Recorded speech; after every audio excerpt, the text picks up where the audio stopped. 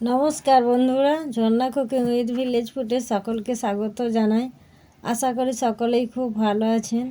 আমি একটি নতুন রেসিপি নিয়ে আসছি, চিংড়ি শাকের ঘন্ট। এই রেসিপির জন্য নিয়েছি চিংড়ি শাক। চিংড়ি শাক আমি বেছে পরিষ্কার করে ধুয়ে নিয়েছি। আর নিয়েছি হলুদ গুঁড়ো, লঙ্কা গুঁড়ো, আর সাদা সরষে আর জিরে 1 চামচ করে 2 চামচ বেটে নিয়েছি।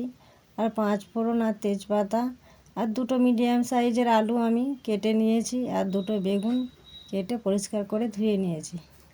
এরপর উনুনে আমি কড়া বসিয়ে দিয়েছি।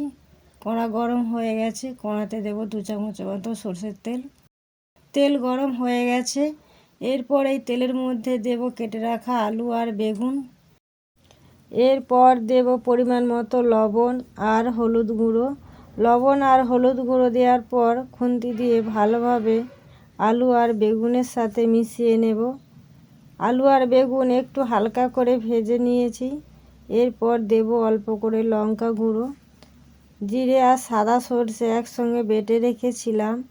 এরপর দিয়ে দেব আলু আর বেগুনের সাথে মশলা কষে নেব। 2 থেকে 3 মিনিট সময় নিয়ে আলু আর বেগুনের সাথে মশলা কষে নিয়েছি। মশলার কাঁচা গন্ধ চলে গেছে। এরপর দেব পরিমাণ মতো জল। জল দেওয়ার পর খুন্তি দিয়ে ভালোভাবে আলু বেগুন জলের সাথে মিশিয়ে নেব। দেখুন বন্ধুরা, ঝোল খুব ভালোভাবে ফুটে গেছে আর আলু খুব সুন্দরভাবে সেদ্ধ হয়ে গেছে। এরপর দেব চিংড়ি শাক। চিংড়ি শাক খুন্তি দিয়ে ঝোলের মধ্যে ডুবিয়ে দেব। হালকা করে ডুবিয়ে দিলাম। এরপর ঢাকা দিয়ে দেব। এই শাক খুব বেশি সময় লাগে না। এই শাক খুব বেশি সময় ঢাকা দেব না। বেশি সময় ঢাকা দিলে এর স্বাদ অন্যরকম হয়ে যায়, খেতে ভালো লাগবে না। তাই 1 থেকে 2 মিনিট ঢাকা দিয়ে দেব।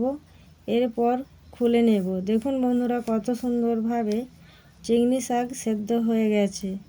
খুন্তি দিয়ে একটু নাড়াচাড়া করে নেব। এরপর এই থালার মধ্যে ঢেলে নেব। একই কড়ার মধ্যে দেব 1 চামচ সরিষার তেল। এই তেলের মধ্যে দেব একটি তেজপাতা, নাড়াচাড়া করে ভেজে নেব। তেজপাতা ভেজে নিয়েছি। এরপর দেব 5 ফোড়ন। তেজপাতা আর 5 ফোড়ন ভালোভাবে ভেজে নিয়েছি। 5 ফোড়ন থেকে একটা সুন্দর গন্ধ বেরিয়েছে। এই সময় চিংড়ি শাক সাঁতলে নেব। সাঁতলে নিলাম। এরপর খুন্তি দিয়ে ভালোভাবে নাড়াচাড়া করে নেব। খুন্তি দিয়ে ভালোভাবে নাড়াচাড়া করে নিয়েছি। এরপর এই গ্লাসে করে আমি কিছু আলু ভেঙে নেব। গ্লাসে করে আলু ভেঙে নিয়েছি। দেখুন বন্ধুরা, চিংড়ি শাকের ঘন্ট রেসিপি আমার তৈরি হয়ে গেছে। এরপর এই থালার মধ্যে ঢেলে নেব। আশা করি ভিডিওটি আপনাদের ভালো লেগেছে। ভিডিওটি ভালো লাগলে লাইক করবেন, বন্ধুদের সঙ্গে শেয়ার করবেন। রেসিপিটি কেমন লাগলো কমেন্ট করে জানাবেন।